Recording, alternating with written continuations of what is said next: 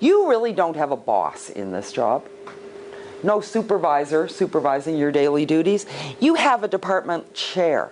But what you're going to learn, if you don't know it yet, is a department chair is just one peer, one of your academic colleagues, who is, for the sake of providing service to the academic discipline and to the university, has taken the chair of your department for a number of years. Because the concept of chair, if you think about it, is just that, is that we have a number of people sitting around a table and there's a chair at the front. That chair gets to do the administrative work. That chair gets to do things like put the schedule together, decide which courses may run, which courses may not run. But it's an administrative task. Often it comes with a not nearly enough small stipend. Don't do it unless you absolutely have to, but if you want to be a dean, you should. But it's not your boss, your chair, is my point. The chair may, if there's some issue with your students or some real problem, be the first one to have a bit of a conversation with you and said, you know, I had some students come to me, you aren't following your course outline or something's wrong in the class. But odds are that is relegated to the dean's office. So the chair really, you will probably one day be the chair of your academic discipline in some department or other, because it's really just like everybody pitching in. If you've got a group, you know, a work group in university, if you're in business and you rotate the lead. On The Apprentice, for example, I don't know how many of you have ever watched Celebrity Apprentice or The Apprentice, but they rotate project managers weekly. Same thing. That's what the chair is. They're not your boss. They don't evaluate you. I always see your boss as someone who's responsible for evaluating your work. They don't do that. Academic freedom and ethics basically determines that they can't evaluate your work. Because what you're working toward as soon as you walk in the door, of course, as you are more than aware, is what? Tenure. That is now the flashing light, and it flashes loud and strong and beeps, and tenure is it. Your chair will write some kind of a letter of support for your tenure dossier, but that's about it.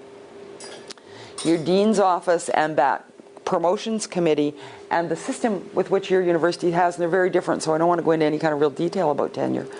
But as soon as you get at your university that you're going to be working in a tenure track position, go immediately to whatever kind of a faculty association they have.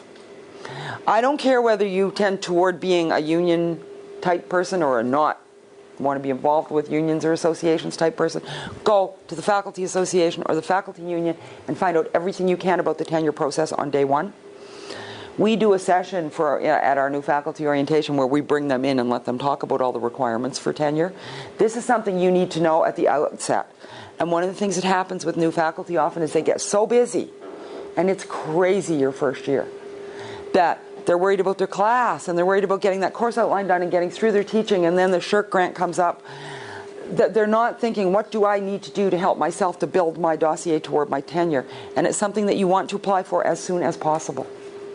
It's just a hurdle that you want to leap. You'll be successful.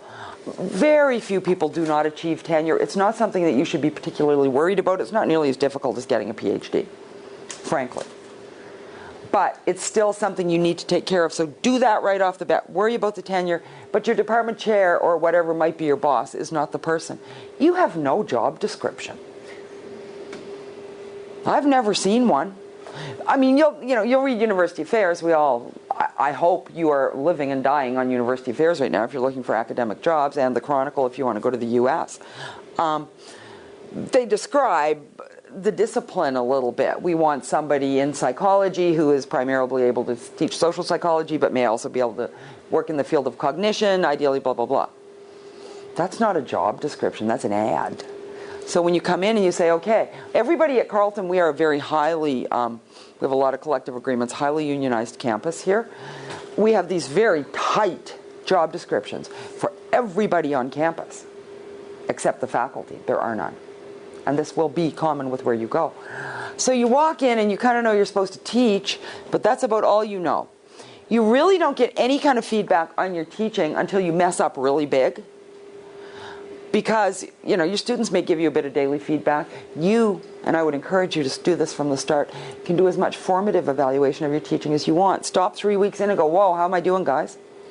There's a number of ways you can do that. You can put questionnaires on your WebCT, you can hand papers around, you can ask all your students to write you a 1-minute paper on how it's going. Some people hand around little things. It's just a strip of faces that go from very happy to extremely angry. And just say, everybody circle how you felt about it. There's a lot of ways. But most jobs have these probationary periods that are fairly short, like 3 months, 6 months. You come into the job. 6 months later, they say, yes, you're doing all of these duties. Congratulations. You don't get this. You just go along and teach, and everybody pretty much forgets you're there because it's a really lonely, isolated job. It's an entrepreneurial job in many ways. You decide what your research is going to be on. You apply for your research grants. You decide how you're going to teach your courses. It's shocking. It's absolutely shocking to most people to find out that nobody checks their work first when they're a teacher. My very first teaching job, I came out of industry where I was a corporate trainer. And I got a full-time teaching job at a Mount Royal College out in Calgary, which is like a university transfer community college. I was in the business faculty.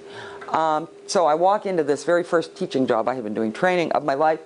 Full-time teaching load there was 5 courses, because that's what you do. There was no research component. And I can still remember kind of working, and I was teaching business communications. And I had a grammar course and letter writing, all the sort of business communications. And I can still remember developing my very first final exam for my course that I was the only person teaching it. And just stressing like crazy over this exam. Is it going to be the right level? Nobody had ever shown me how to write an exam before. And then when I got it finished, I kind of sat and waited for somebody to come and ask to see my final. Now, in some universities and colleges, some places, that will happen, and everybody will have to submit their final. Although here you do have to submit it. And I thought that was a good thing first till I realized it was just so they could photocopy it. Nobody actually checks it over. They just need to get the photocopying in 2 weeks ahead of time to graphics. But it really kind of hits you in the gut when you find out that you are on your own and you are responsible for all of those lives out there in those sea of faces, and nobody checks. So the more support you can go out and find for yourself on the ground, regular meetings will tend to be departmental meetings, and they'll happen, I don't know, you all know that, you're involved in academic departments. There'll be a faculty meeting of all the people in your faculty maybe once a term. Then of all the faculty in your department, maybe they meet once a month, but they usually cancel every second one because everybody's away or busy. And that's usually real generic departmental things that happen. So as far as any real lifeline to this job, there isn't one. So the more work you can do ahead of time, the more research and the more help you can seek out. Again, go to your teaching and learning center, whatever that is called and whatever that looks like, go there. To find out the structure of the job, the better you are. Because I've seen a lot of people really drown in their first year, and I'm sure some of you have seen them too.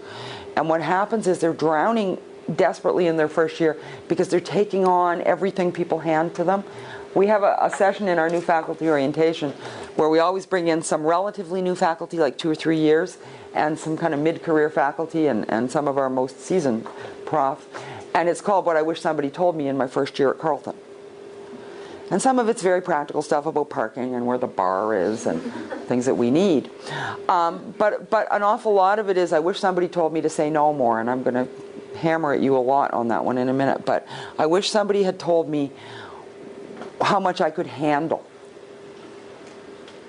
Because it's really very complimentary when they come up and ask you to be on a committee or the chair of a committee or to become engaged in a research project with them, because you're sort of still feeling the glow of being a new professor and you've gained the prize. So just keep that in mind, and when you bumble through the door in the middle of the summer and they can't find your desk and you don't have a phone and a computer, you won't feel so bad, because everybody starts out that way. And you have to be fairly assertive.